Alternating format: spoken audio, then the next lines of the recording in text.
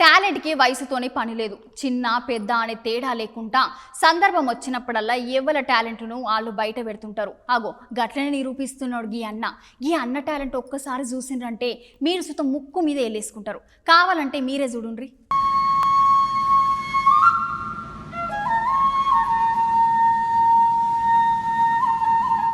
చూసిర్రగా అన్న టాలెంట్ ఎంత మంచిగా ఫ్లూట్ వాయిస్తున్నాడో చూసిర్రా, మస్తు వాయిస్తున్నాడు కదా.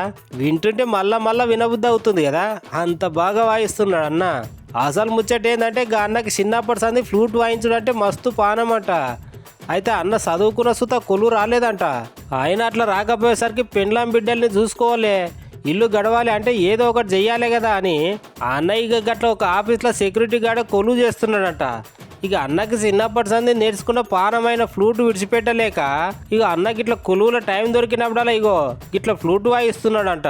అంతేకాదు నల్ల మన చిన్నప్పటి నుంచి నేర్చుకున్నవి పానమైనవి విడుస్తానికి అస్సలు పానం ఒప్పుకోదు కదా. అన్న చూసిర్రా ఎంత మంచిగా వాయిస్తున్నాడో. ఏదైనా మన దేశంలో టాలెంట్కి అసలు కొదువే లేదబ్బా.